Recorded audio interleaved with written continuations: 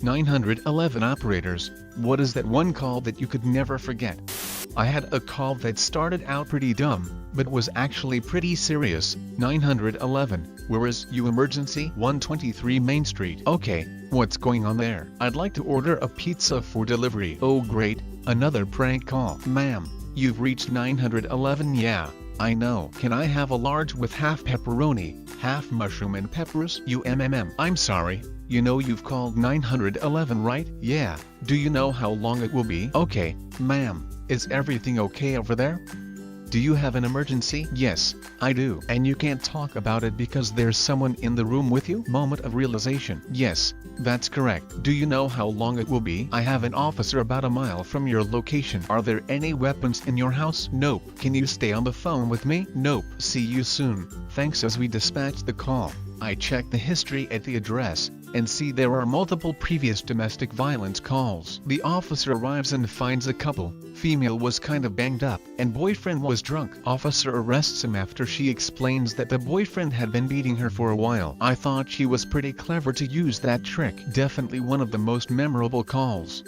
I wasn't a 911 operator, but a supervisor for AT&T's 2000 Info Directory Information Think 411. While remotely listening in on some agents one evening, one particular call was escalated to Tier 2 for assistance. On the other end of the line was a woman who was hysterical, saying her husband was trying to kill her. Protocol dictates that we trace the number to the local LEC local exchange carrier and notify law enforcement in the area. We do this, but we had no way to connect the call to the local sheriff dispatch. Silly, I know, but we technically weren't true operators and our equipment didn't support that functionality. Basically, we had to act as a relay between the LEO and the victim on the phone. By this time I had moved from my office to seat myself next to the Tier 2 agent to help her keep her cool while everything was going down. The agent, let's call her April because that's her name, was handling the call very well at first, but started to lose her seat as the call progressed. While listening in on the call next to April and trying to convey what is going on to the LEO on the other line, we hear the woman who initially called in say, "Her, he went to get an axe." Us, "Ma'am, where are you now?" Her, "I'm locked in the bathroom. Please hurry." Us, "The sheriff's office is on their way. They say they are 5 minutes out." Then we hear loud banging on the door. Her husband was trying to chop his way through the door with the axe. April lost it when she heard the woman start screaming, knowing her husband was coming after her with an axe. She threw her headset off and walked away, saying something like, "I can't do it, Lucky Inc. I can't." April heads off to the lady's room to collect herself, so I pick up the headset to reassure the lady on the phone. Me, "Ma'am, the sheriff is at your house now." "Where is your husband?" Her, "Back bathroom. He is at the door." More loud banging from the axe. By this time the woman was overly hysterical and crying madly. Then, "Sheriff's Department, drop the axe." "Sheriff's Department, drop the damn axe." Pop pop, pop pop. The local LEO dispatch directed me to ask the lady open the bathroom door, and she does. The next voice I heard on her phone was a sheriff deputy. All he said was this: "The situation is under control. Operator, disengage the call." I still get chills and all teary thinking about it. Edit. "Okay, I get it." I said local LEC local exchange carrier, akin to our IP in peace. You're each so very clever for pointing that out. Hi guys, I actually am a 911 operator. First ever 911 I answered was about a naked man sitting in a bathtub on the side of the road in the middle of nowhere. He was drunk and we still don't know where he got the tub. Edit. West Tennessee, since everyone keeps asking. The one that stayed with me gave childbirth instructions to a deaf father via relay for his deaf wife. They were the victims of a home invasion and were tied to chairs. Burglars saw her in labor, panicked, then left. Took Dad hours to free himself and call. While giving the instructions I obtained a suspect description to put out to surrounding agencies. They were caught in the city to our north during the call. Baby boy was born perfectly healthy. I worked in a call center a few years ago, not for 911 but for general purchases for car parts. Anyways, some guy phones me asking for a car part. Find the part number and place the order as I would normally do. I then hear him sigh and begin to cry. Naturally I ask if everything is okay, and his response is, "You don't want to listen to my problems, mate." Me being a kind guy who wanted to get rid of some of the shift, I said, "Sure, what's up and ended up having so many feels. Turns out his wife had motor neuron disease and had very recently passed away, and he was fixing up her car to sell it on. He said it got to the stage where she couldn't walk, then couldn't speak, couldn't do basic tasks such as dress herself / shower, etc. Eventually she didn't even recognize his face and the disease ultimately took her. He then tells me about how he has to move house as he can't stand to be in the property without his wife anymore, and that he had $0 worth of pills in a drawer that he had nothing to do with. He said he will probably donate them to charity. Anyway, after about a 50-minute conversion with him, he was so glad that he asked for the company address. Now I was new on the job, so didn't realize the dangers of disclosing this information, but I gave it to him, and at Christmas I received a card from him saying thanks for taking the time to listen to him and that it really helped him get through a tough time just speaking to someone about it. So yeah, he was such a nice guy, and I will remember him for the rest of my days because he really made an impact on me with his story. TL. Doctor.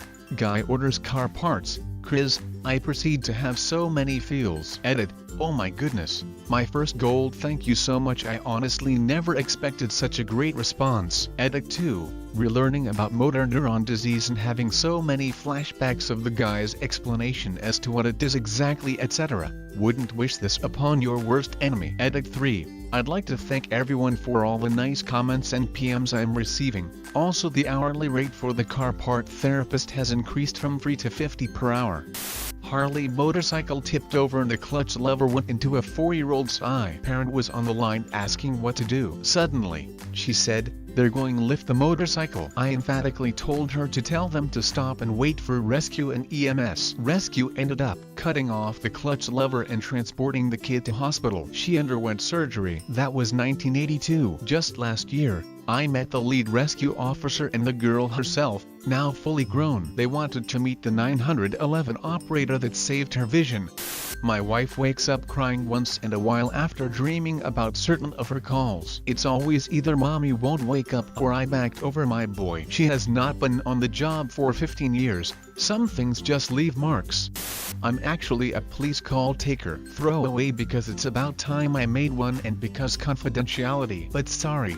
The reason you're not getting many real answers is because we can't talk about much. Got a call just yesterday on the non-Emerg line from a very old, very proud German-Canadian man who just babbled on for 5 minutes straight about having come to Canada before WWII in a boat with windows and helped build Canada and loved Harper and he built skyscrapers and was a plumber and blah blah blah and would not be interrupted. I just sat back on mute and laughed my ass off. When I finally went to kick him off the line, he finished with "Long live our mayor, long live Canada. I love everybody. I love this place." I was a 911 dispatcher for several years, and one of my most memorable calls was a hysterical woman at about midnight one stormy night. She was absolutely incomprehensible. I kept saying, ma'am, you have to calm down. I can understand you, ma'am." This went on for what felt like forever. I couldn't get anything useful out of her. My officers were en route to this obviously horrifying situation. Finally, she said something about being with her sister. "How old is your sister?" 1. Instantly suspicious, I asked, "How old are you?" 5. A 5-year-old boy. So that's how I inadvertently called a little boy ma'am many times. Oops. The storm had woken him up and his parents were gone. They went out to move their cars to shelter in case of hail. He was just very scared. My officers still responded and talked to the parents about not leaving sleeping children alone, but everybody was unscathed. It wasn't my most tragic call, but it is one I've never forgotten. Poor little ma'am. Before my grandma died, we had to call 911 to get her to the hospital. An older lady, for some reason still an EMT or first responder, I forgot, came to the house. She had trouble getting up all the stairs to the front door and fell backwards. She thought she hit her head, so she touched it and saw blood all over her palm. In reality, she just scraped her hands, but thought the blood was from her head, so she fainted. We had to call another ambulance.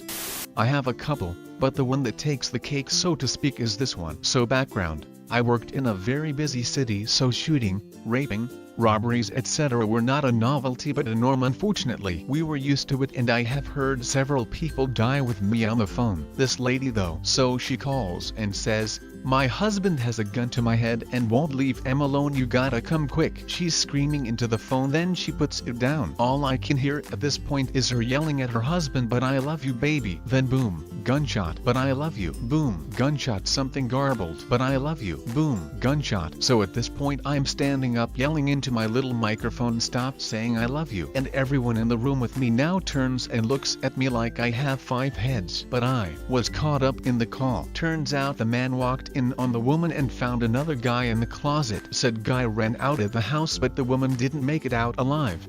So as a med student I work as an emergency phone operator for night shifts. One unusually quiet night I had a call at about 3 a.m. A nice old lady was asking for just somebody to talk to because she had insomnia and just woke up from a terrible nightmare. Now, usually I was pissed when something like this happened, people calling in the middle of the night for some bullshit that clearly isn't a medical emergency, but this old woman was so sweet and polite that I decided to just have a nice talk with her. Also, all the other lines were quiet at that time. She told me her name, and that ever since her husband was sent to a nursing home several weeks ago, she was afraid that something terrible might happen to him. About 1 hour ago she awoke and just felt that something bad had happened, and now she felt so anxious and alone at home, just wanted to hear a human voice, someone to talk to. She kept excusing herself for calling in the middle of the night and wasting my time. Then I got a call on the second line. It was the nursing home where her husband was sent.